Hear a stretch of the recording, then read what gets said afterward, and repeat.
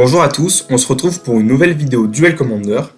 Donc je vais commenter la dernière ronde du jeudi 1er mai. On verra s'affronter Ertai contre Kelsien, donc Kelsien qu'on a déjà vu précédemment. Donc je vais rappeler ce que fait Kelsien rapidement. Donc Kelsien c'est pour 3 mana Mardu, 2-2 Vigilance Haste qui dit que tu peux l'engager pour pinguer une créature de 1, une créature adverse, et si cette créature meurt jusqu'à la fin du tour, si cette créature meurt, tu gagnes un marqueur expérience, et Kelsien gagne +1/+1 pour chaque marqueur expérience que tu possèdes. Donc à gros mid-range contre contrôle, Ertai c'est un deck, ça dépend les versions, il y en a qui la jouent plus contrôle, il y en a qui la jouent plus combo. Je sais plus exactement comment il la joue, je me rappelle plus du tout, mais il me semble qu'il la joue juste contrôle, et s'il n'y a pas de combo à la Tent Impact Jace, ce qui n'a pas l'air d'être le cas parce que je vois 3 basiques, donc non, il joue pas Tent Impact Jace, donc au moins c'est réglé. Et ben Ertai ça tue très lentement, donc ça peut laisser, s'il n'a pas de parallaxe en début de partie, ça peut être plutôt difficile de tuer, sachant que Kelsien, et ben le deck de Kelsien, il y a beaucoup de powerplay, donc une fois qu'il aura ses 5 mana, il pourra jouer tout son deck, et à chaque fois qu'il piochera, il pourra jouer un truc. Donc à voir comment se passe le match-up. En fonction des réponses de Ertai, s'il arrive à matcher une par une les menaces de Kelsien, ou s'il se fait submerger, ça peut être plutôt difficile. Donc le joueur de Kelsien qui est sur le play, voilà, donc 2 mana, ils ont le joueur d'Ertai qui joue fetch, surveille pour la part du joueur de Kelsien, surveille au tour 2, c'est dommage, c'est-à-dire qu'on n'a pas de drop 2 là directement, on aurait préféré commencer à mettre de la pression, surtout qu'on a le play, donc il faut en profiter. Il décide de mettre son Kellogg au cimetière. Kellogg qui est un tour 3 plutôt correct, mais là on n'a pas trop envie de piocher des tours 3 contre Ertai, c'est un peu lourd et il aura certainement des contres. Donc si on pouvait plutôt piocher des cartes qui sont un peu moins chères et avec tout autant d'impact, ça serait parfait. Surtout en début de partie. Donc on met un land au cimetière, on en a assez. Ok, et il pioche Oculus. Alors la main d'Ertai qui a visiblement beaucoup de powerplay, donc Oculus, Frog, je crois que c'est Ponder mais j'ai un doute. Tails 1 il me semble, et Snapcaster. Je suis pas sûr, et ensuite c'est 3 landes. Ok, une fable, et c'est aussi la raison pourquoi il n'a pas keep ce Kellogg, c'est parce qu'il avait déjà un tour 3. Et que là je crois qu'il cherche son 4ème land pour prendre la monarchie. Il me semble que c'est Palace Jailer. Alors Palace Jailer qui va pas exiler grand chose, et encore en face il y a quand même des bêtes, mais bon, juste du 4 mana je prends le monarque, et bah ça peut quand même être très problématique. Donc la fable résout, c'est parce que je crois qu'il a un Tailzand, c'est pour ça, donc il peut pas contrer. La fable c'est vraiment chiant. Il va faire des trésors, il va s'accélérer en mana, filtrer ses cartes un peu nulles dans le match-up, et plus tard avoir un gobelin plutôt embêtant. Donc là, le fait qu'elle résolve, c'est vraiment parfait. Donc, ouais, c'est... Ah non, c'est pas... C'est Ponder en fait, c'est pas Preordain. Enfin, je veux dire, c'est pas... C'est Preordain, c'est pas Ponder. Ouais, j'ai inversé les deux.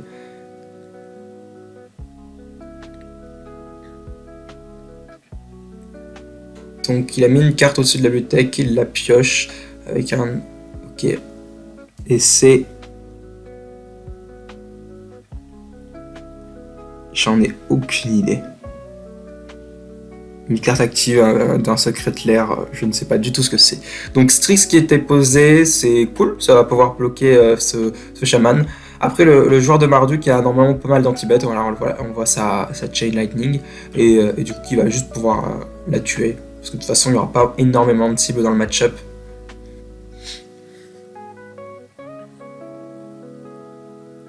Est-ce qu'il a son... Ouais, il décide de défausser. Ouais, surtout qu'il y a Strix en face, donc c'est peut-être pas le... Il y a aussi les... Ok. Donc il enlève sa Chain Lightning et sa monarchie, mais il garde l'initiative.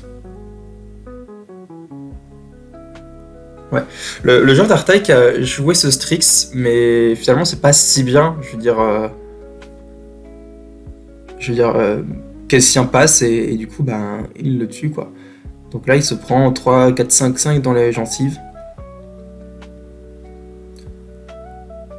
Donc je me demande si c'était pas plutôt l'initiative qu'il fallait enlever. Est-ce que tu espères vraiment passer ton drop à 4 et garder cette Chain Lightning face, ça marche hein, très bien. Donc tu fais ça met 3, je veux dire, pourquoi pas. Alors que je suis pas sûr que tu arrives à placer ce drop 4. Frog c'est chiant. Frog c'est chiant. Si j'ai bien vu ce qu'il avait en main, il avait une lithomantique barrage, mais j'ai un doute. Et si c'est le cas, ça check plutôt Frog, plutôt bien. Parce que ben, il peut théoriquement défausser 4 cartes de sa main pour survivre, mais bon, ça coûte vraiment cher. Et en plus, avec Kelsien, il faudrait payer un de plus. Enfin, il faudrait le faire un de plus. Ouais, donc c'est ça. Il a commencé par une Voice of Victory. Ok, l'avantage de faire dans cet ordre, c'est que bah déjà tu te prends pas les petits contres, Madim, enfin Chicnote, tout ça. Et au moins si ça résout, tu peux faire ta lithomantique sans qu'elle prenne misdirection si le joueur d'Artail la joue. C'est toujours ça de prix. Et on met 5 à la frog et on va pas essayer de la sauver parce que c'est beaucoup trop. Ouais, non, elle a regardé sa main et a fait est-ce que je défausse beaucoup trop de cartes? Non. Ouais, non, il fallait pas.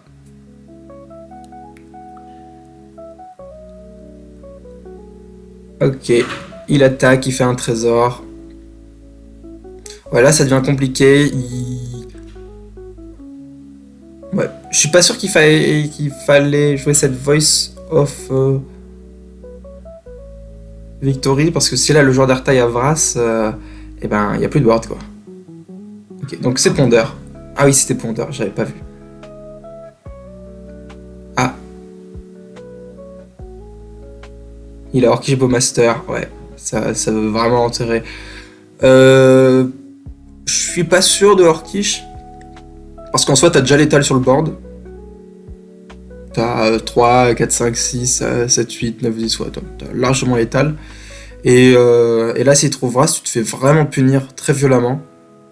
Alors que t'aurais pu faire, ok, je prends Vras, je fais Orkish fin de tour, je mets 1 dans les gencives, j'attaque pour 2 et commencer à gratter puisque le joueur en face n'a plus beaucoup d'HP. Donc ouais, après il a peut-être encore du gaz en main, ce qui expliquerait cela.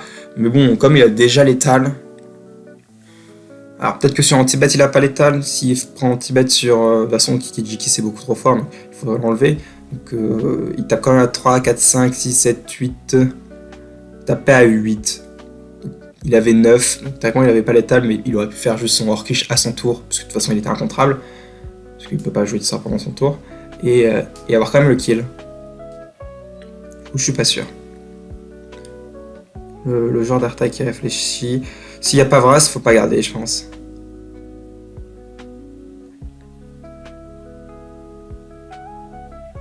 Ok, je crois qu'il a gardé Treachery. Ouais, je suis pas sûr que Treachery ça soit vraiment si bien que ça. Je veux dire, ça sauve pas du tout. Enfin, avec Treachery, tu peux voler. Qu'est-ce que t'as envie de voler?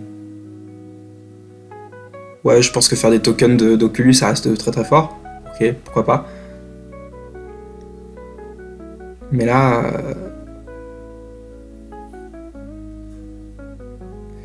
ce qu'il peut faire... Bah déjà, il peut faire une copie de Voice of Résurgence.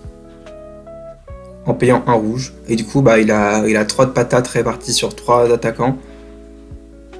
Ce qui est vraiment pas mal.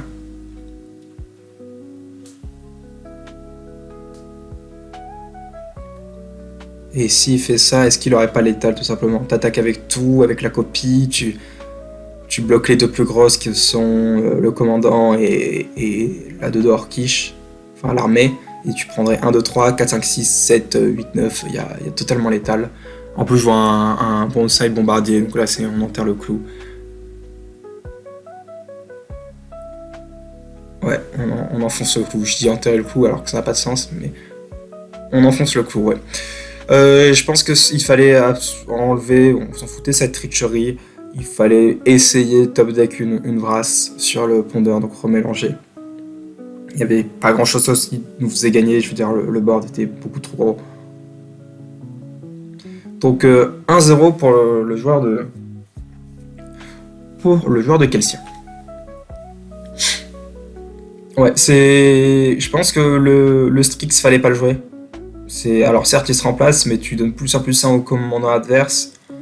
Et pour avoir rien sur le board, donc t'as fait 2 mana, piocher 1, donner +1/+1 pour tout joueur au commandant adverse. Pas sûr du play. C'est pas. Disons que j'aurais prévu. À sa place, je pense que je serais resté contre up, même si j'en ai pas, pour histoire de dire que s'il hésite entre deux plays, il fasse le moins fort. Et comme ça, j'évite de prendre la sauce trop rapidement. Du coup, ouais. Il fait des maths quand même très créatureuses, le genre d'Artail, avec pas énormément de comptes. Là, on voit Hullbreacher, Murktide, Deland. Il y a un. Je crois que c'est une duresse. Ok, donc cette main n'allait pas. En face, il y a Bronzei Bombardier, Parallax. Parallax, c'est pas son match-up. Alors, il y aura peut-être. C'est possible qu'elle arrive à prendre des trucs. Mais il y a peu de chances que le joueur d'Airtime, normalement, il n'est pas censé jouer beaucoup de bêtes. Du coup, si sa main est pas vraiment solide. Alors, si elle l'est. Vaut mieux qu'il la garde. Mais si elle n'est pas vraiment solide, c'est comme s'il était un peu en mul 6 avec cette Parallax qui sert pas à grand chose, quoi. Après, il y a Bonsai Bombardier, un tour 2, Deland. Ouais, ça semble raisonnable quand même. Donc, on a Spell Snare, on a Charme de l'Archidruide. Pardon, le Charme de l'Archimage, plutôt. Encore une frog. Ouais, c'est une frog. Donc, on touche nos frogs tout le temps, visiblement. On enlève ce contre à 3 mana qui est un peu cher. Après, ça permet d'aller check le tour 3 directement.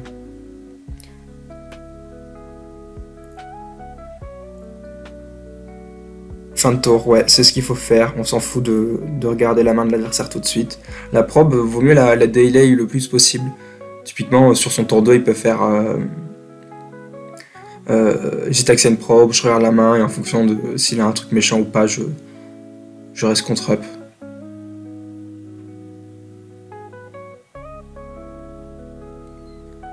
Par exemple là, il serait tenté de faire frog tour 2, mais si en face au tour 2, bah, qu'est-ce qu'il pourrait y avoir de vraiment méchant qui pourrait match la frog?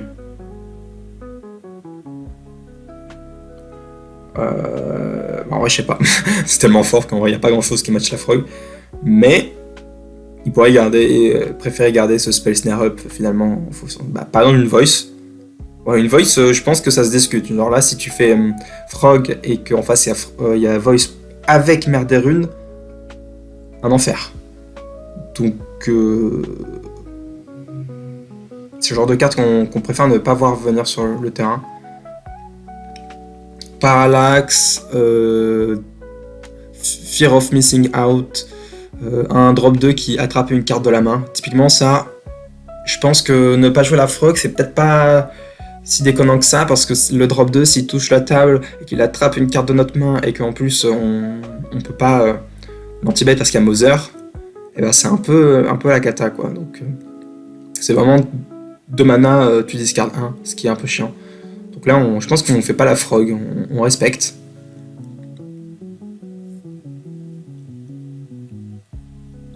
Ouais, faut respecter. Ok.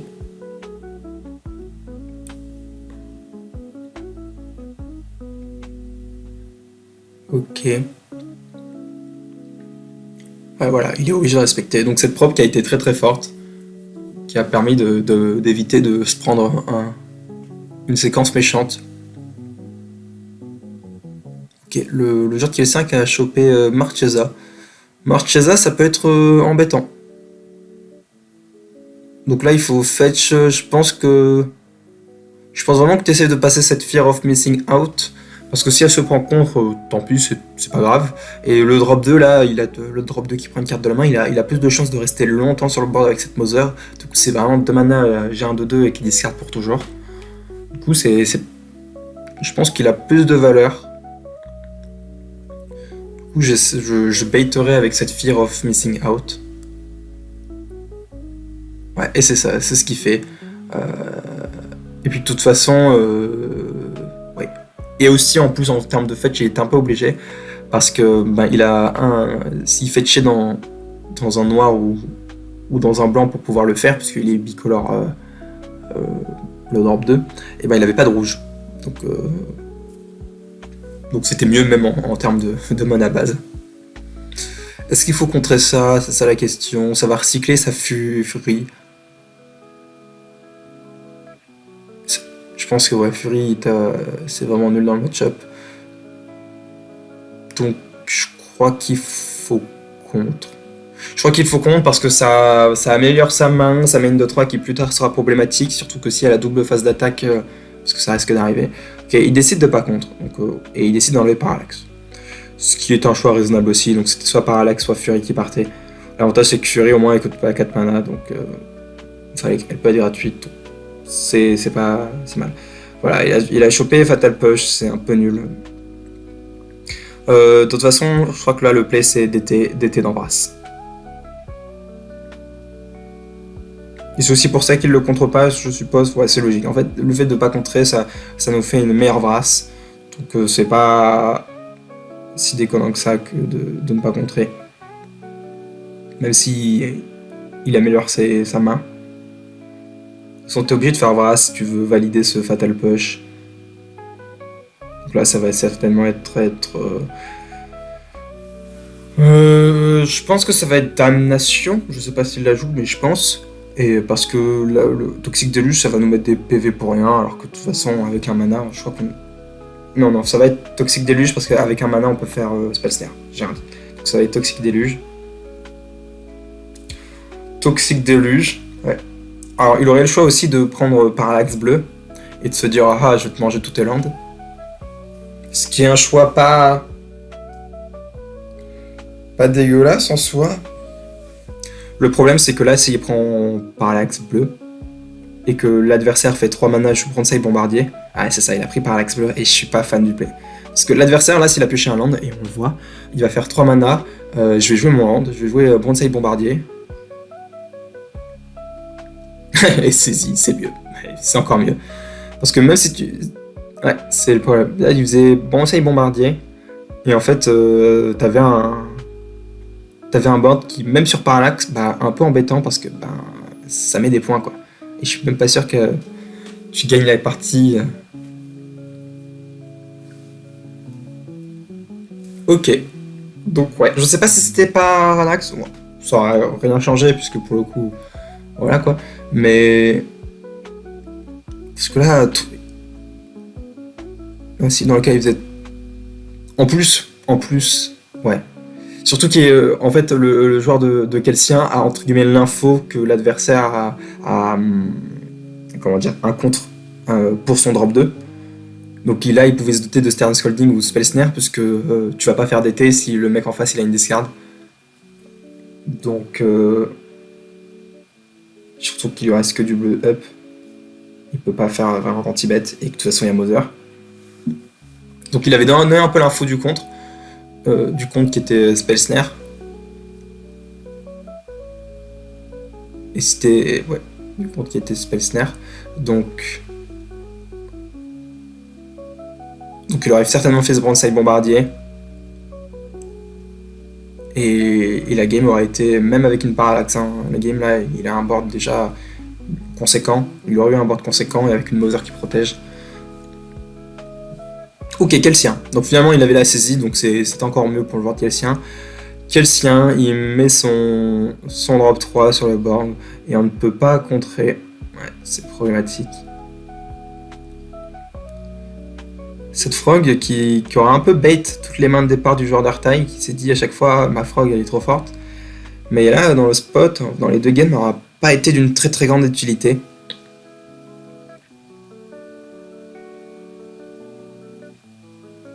Parce que le problème de ce genre de pack comme Ertai, c'est que ça met une frog, ok, mais comme t'as absolument aucune autre bête intéressante à tuer, et ben c'est frog qui va tout prendre, parce qu'on sait que c'est fort, du coup elle va tout prendre. Du coup les anti-bêtes, bah, c'est pour frog quoi, genre les résiduels. Là où dans un deck bleu-noir tempo, comme je sais pas, Bassim, t'es un peu obligé de tout. Il y a plusieurs bêtes, du coup t'as pas forcément assez de removal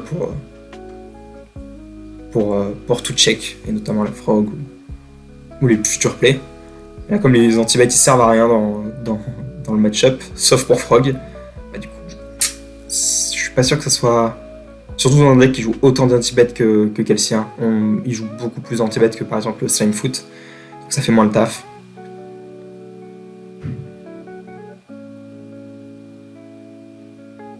Alors, oui, même si ça fait. J'ai envie de dire, ça fait quand même rêver. Hein. Frog. Mais bon, pour le coup, ça n'a pas été très utile. Ça, c'est pas mal. Il va pouvoir ping la Mother, elle va devoir se protéger elle-même, et il pourra Fatal Push quelque chose du board. Par exemple, la Mother, pour la tuer pour de bon, même si ça fait cher quand même. Ouais, il essaye. Elle va se protéger, du coup, il n'a pas de 1-1. Et il va bloquer, il peut bloquer pour éviter de prendre des points. En face, il n'y a pas énormément de draw dans le deck de Kelcien, donc ouais, surtout quand c'est le play il est obligatoire, mais il est triste. Donc ouais, il va juste se faire ping sur Kelcien. On va Fatal Push la Mother, ouais, c'est mauvais. Si on Fatal Push la Mother, c'est-à-dire qu'on laisse tout passer ensuite. Enfin, on n'a plus aucun anti-bet.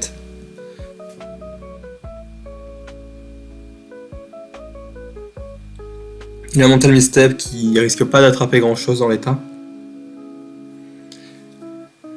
Ouais, il est obligé de Fatal Push cette Mother, mais j'ai envie de dire c'est pas si bien que ça. Je pense que j'aurais pas Fatal Push la Mother.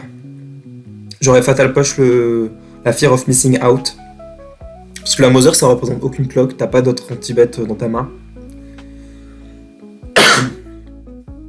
Donc éviter de se prendre une clock trop importante. Ouais, il joue son drop 2 alors qu'il sait qu'il a Spell Snare. Qu'il a peut-être un autre drop 2, genre Land drop 2. Ça expliquerait cela. Ah mais non, ah oui c'est intelligent. Non, parce qu'en fait il avait pas d'artefact dans le cimetière. Du coup là il a double phase d'attaque, ça fait vraiment très très mal. Donc ouais, là je pense que en fait il fallait vraiment Fatal Push la Fear of Missing Out. Déjà tu prenais pas cette phase d'attaque ignoble et ouais, parce que là c'est vraiment solide. Il y a Solitude dans la main du joueur de Kelcien qui va encore une fois pas attraper grand chose. Donc c'est compliqué. Un land, ce qui ne fera pas grand chose. Ok, on peut jouer Ertai théoriquement. Mais bon, tu joues Ertai, t'es quasiment full tap. Tu Ertai, Ok, ouais, il le sait, il a perdu si je joue Ertai. Il pouvait, ouais. Ertai le commandant, mais du coup il y a double phase d'attaque, ou Ertai Fear of Missing Out, mais du coup il y a toujours le commandant qui est 3-3. Plus, bon, c'est bombardier, en plus il y a une fureur, il y a beaucoup trop de trucs dans la main. Vraiment pas facile. Qu'est-ce qu'il aurait pu faire de plus? Non, le joueur de Kelcien qui a eu toutes les bonnes réponses, même quand on n'était pas sûr du play, comme Parallax ou Vras, il y avait ses hits de toute façon pour check. Donc il n'y avait pas vraiment d'option. Le seul truc où je suis pas sûr, c'est peut-être ses mains avec Frog. Alors, comme je l'ai dit, c'est fort quand même Frog, hein, on va pas se le cacher. Mais bon, t'as vraiment aucune autre bête quasiment dans le pack avec de Ertai. Du coup, bah, tu vas juste te prendre le removal qui était là par hasard parce que Kelcien ça en joue beaucoup. Donc voilà, peut-être qu'il a gardé des mains de départ qui étaient du coup un peu moins fortes parce qu'il pensait que cette frog ferait le taf. alors qu'en fait, bah, pas tant que ça. Et ce Fatal Push qui aurait peut-être dû partir sur Fear of Missing Out. Et ouais. Et du coup, il n'y avait plus létal au tour d'après. Quand il avait Airtie up, il aurait pu contrer, je sais pas, le Bonsai Bombardier. Mais bon, c'était compliqué. Voilà. En tout cas, merci d'avoir regardé la vidéo et je vous souhaite une bonne journée à tous.